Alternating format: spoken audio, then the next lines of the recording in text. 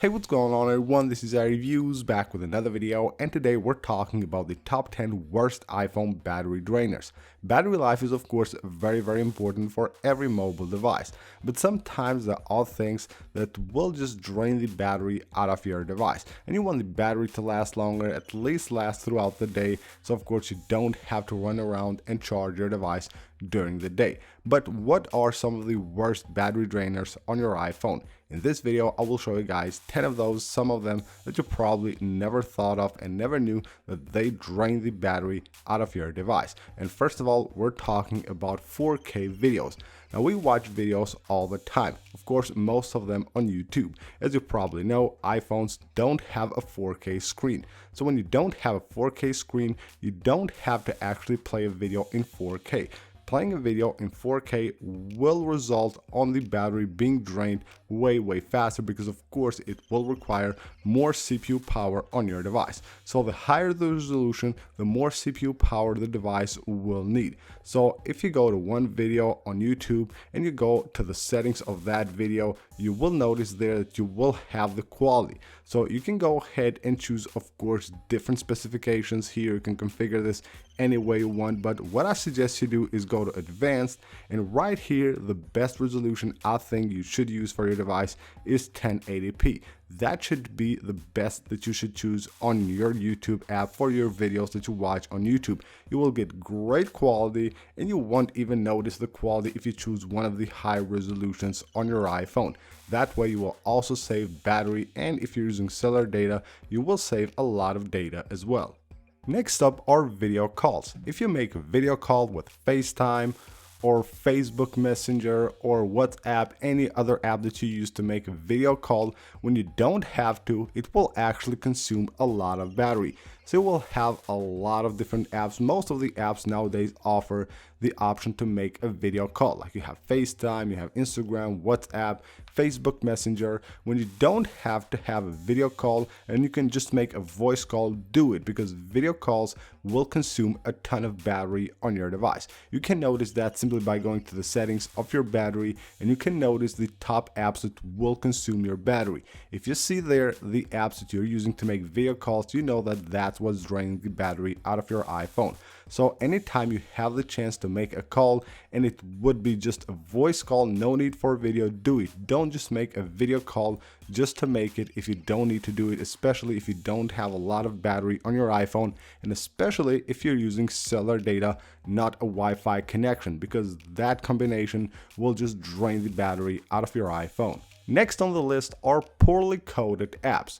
Now, there are a ton of apps on the App Store, millions of apps that you can install, and some of them are just poorly coded and they will consume a ton of battery. You might notice that sometimes when you install like an app, or especially games that are free and things like that, you will notice that your device will heat up a lot. That is of course the CPU and the battery that will get hot. That way the battery of course will be drained really fast. Now, what I suggest you do, if you have any apps that you're suspicious of and you think they're draining the battery out of your iPhone, just go to the settings, head on to the battery settings right here, and you will see here a list of apps which are using your battery the most. Now, what I suggest you do here, you tap on show activity, and of course it will show you here how much you're using that app.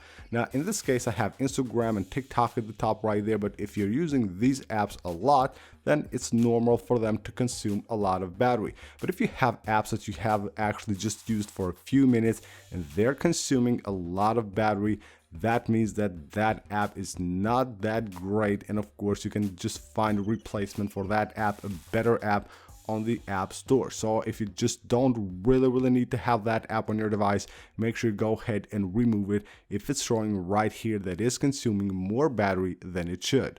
One of the worst battery drainers of your iPhone will be poor cellular coverage. If you have poor cellular coverage on an area or where you live, then that will actually just consume a ton of battery on your device. Now, if you're just moving around, maybe just walking somewhere or hiking or doing something in a place where you know there's bad connectivity, the best thing you can do is actually just turn on the airplane mode, because your device will be constantly trying to connect to cellular towers. That way it consumes a lot of battery. If you just go somewhere where there's poor connectivity for your cellular, you will notice the battery will just drain a lot. That's again due to the iPhone trying to connect to cellular. The best thing, again, just make sure you check the signal. If you have low signal in your device, just make sure you go ahead and turn on airplane mode until you get to an area where you know there's better cellular connectivity.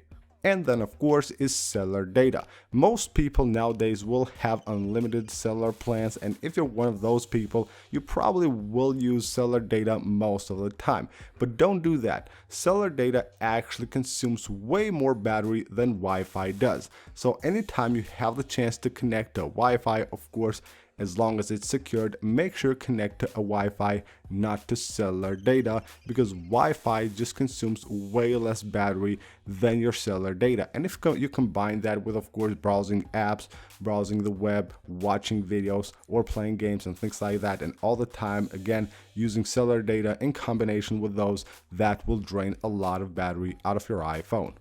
Next up will be closing apps. I know a lot of people, most people do this all the time. I do it myself. I know it's bad for my device, for the battery, but it's just a habit that is quite hard to get rid of, closing the apps from the app switcher all the time. This has been confirmed by Apple, and this won't actually help your device in any way. That's why your device doesn't have a clear all button and probably will never have it on the app switcher, because you're not supposed to close the apps from the app switcher. Now these apps that are here will actually stay ready for you to load them. You tap on the app, you can see it's ready to go right here. But if I close this app, the device will have to actually reload the app from the beginning.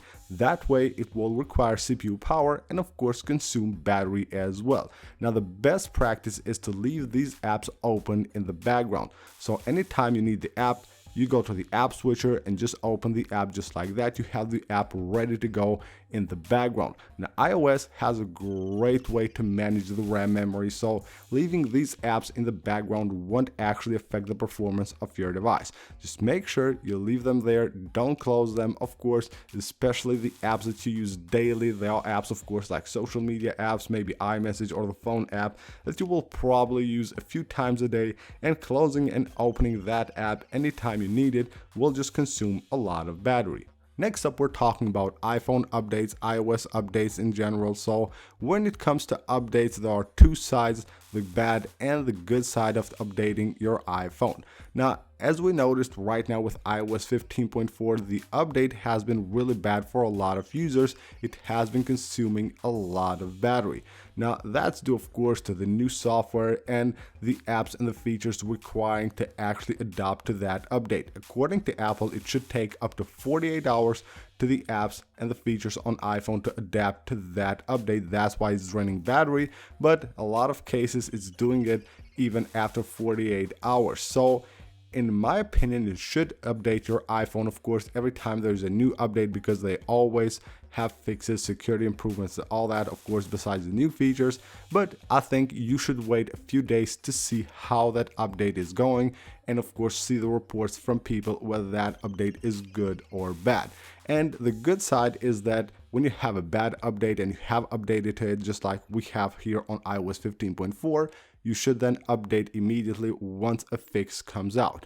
In this case, we're waiting for iOS 15.4.1. It should come out really soon. So if you have an update that you think is draining the battery out of your iPhone, make sure you always check for a new update, because there should be a fix coming really soon.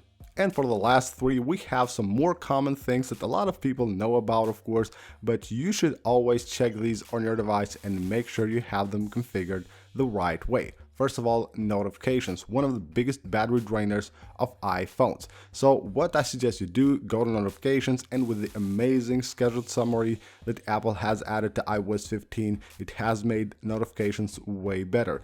I don't think most of the apps you have on your device will need to have notifications enabled and send you notifications all the time.